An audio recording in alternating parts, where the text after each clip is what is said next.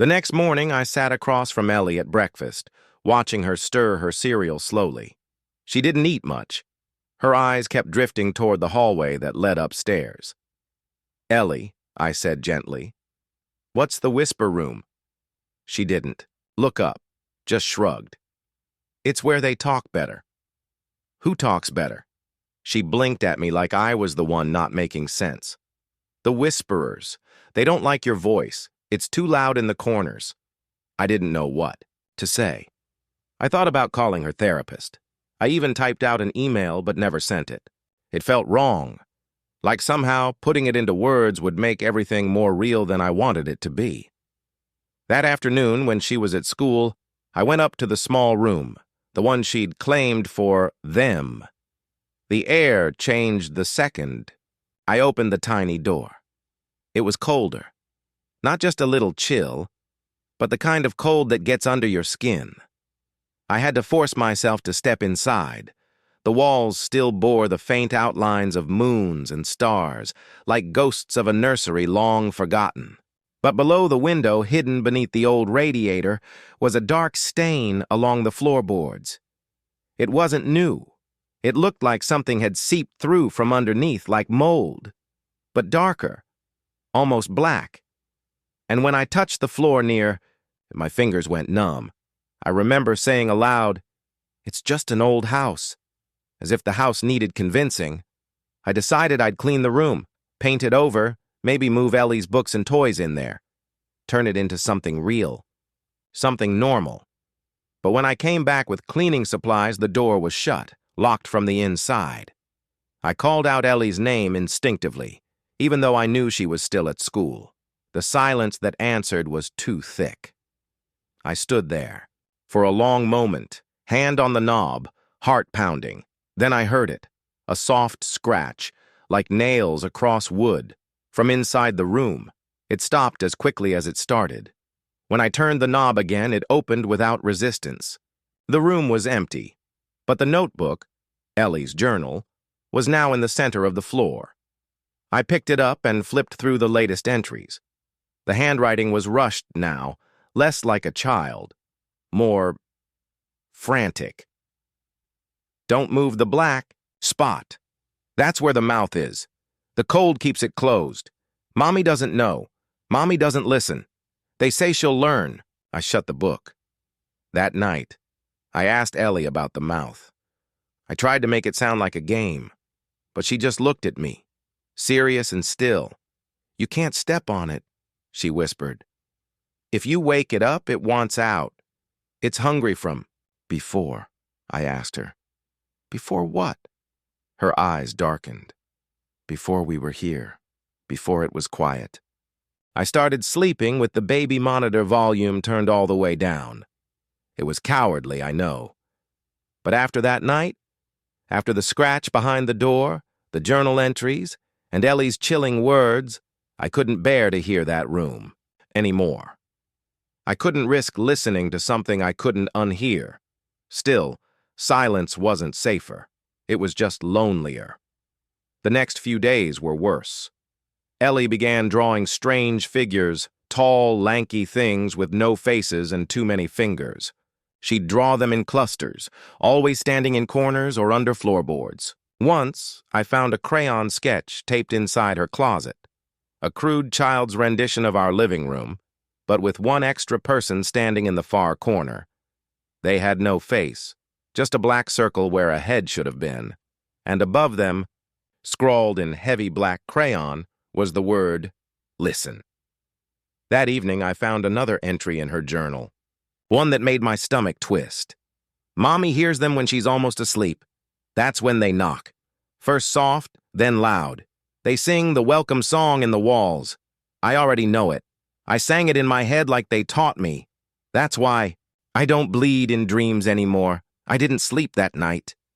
I stayed up pacing the hallway, listening for sounds I didn't want to hear. And then, around 2:14 a.m., I heard it. A knock, soft, like someone tapping bone against drywall. Then again, louder. I turned toward the sound. It wasn't from Ellie's room, it was from the walls themselves. The knock moved, First one wall, then another, like someone crawling through the spaces between, testing the boards with patient fingers. I pressed my ear to the wall. I don't know why. Instinct, maybe. That's when I heard it. A voice. No, voices. Whispering in slow, hushed syllables. Their language wasn't English. I'm not even sure it was speech. It sounded like broken wind chimes, like wet leaves rubbing together. But one sound repeated. Something like, Shala, Shala Nem. Then Ellie's voice, sudden and clear, from behind her closed door. Don't answer it, Mommy. I turned. She was standing in her doorway, her eyes wide, her face pale. I didn't open the mouth, she said. But they think you will. I didn't know what to do. I walked toward her, and she backed up, clutching Mr. Lumps like a shield. They're almost through now. The song's almost finished. They just need someone who's listening. I left the hallway lights on for the rest of the night. The next morning, I searched every inch of that room. I pried up the floorboards where the black spot had been. There was no crawl space, no pipe, just empty dry wood. But it was warm, not cold anymore. The cold was gone. Something had changed. And then I noticed something new in her notebook. A drawing I hadn't seen before, maybe because it hadn't been there the night before. It was a door, one I didn't recognize, but written beside it, in large looping letters, was a phrase that made my breath catch in my throat. This is where you'll meet them, when Mommy stops pretending. I didn't go to work the next day. I couldn't. I told them I was sick, which wasn't far from the truth. My stomach churned with every shadow in the house. Every sound made me jump. Even the silence had weight now, as if the house itself was listening back. I followed Ellie everywhere. She didn't seem surprised. She didn't protest. She just watched me with those calm, unreadable eyes and said strange things in a sing-song voice. They already know you're scared. They like you best when you're not sure if it's real. Pretending doesn't stop them. It feeds them. That afternoon, I found the door. It wasn't there the day before. I know it wasn't.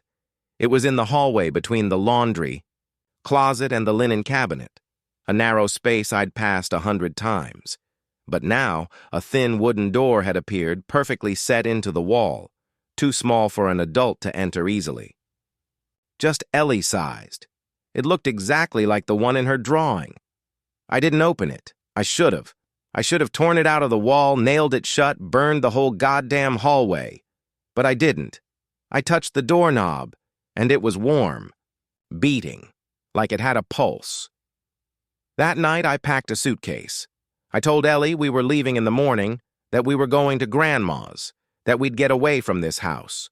She stared out the car window for a long time before she said, "It's not the house, Mommy. It's me they want. You just listened too hard." I didn't respond. I couldn't. She slept in my bed that night, tucked against me. I kept the lights on and the journal locked in my desk drawer. At some point, I must have dozed off. I woke up just before dawn. The bed beside me was empty. The hallway light was off. The door, the one in the wall, was open. I ran, barefoot and breathless, down the hallway, through the narrow passage to that impossible door. And I saw her. Ellie was crawling inside. One leg, still in the hall, her little fingers gripping the edges. The space beyond the door was wrong. Far too deep, far too dark. It looked like a tunnel made of roots and cloth and wet, breathing walls. I reached for her leg. "Ellie!" I screamed. She turned back toward me, slowly, like it physically hurt her to move. Her eyes were completely black, not bruised, not shadowed, just gone. And in her other hand, held tightly like a secret, was the journal. "You can't stop it now," she said calmly. "You saw the mouth? You heard the song? It's inside you too, Mommy." Then she vanished into the dark. The door slammed shut. No matter how I screamed or pulled or tore at the wood, it would not open again. When the police arrived hours later, I told them she'd run away, that I'd fallen asleep and she'd slipped out. They searched, dogs, helicopters, neighborhood canvassing, but they found nothing. No footprints, no sign of struggle. Just an old house and a hysterical mother. They never found the door, they never found the journal, but I still hear it. At night, when the house gets too quiet, a whisper, a song in a language I'm starting to understand, and sometimes just before. Sleep takes me. I feel a warm spot on the wall beside my bed. Beating. Waiting.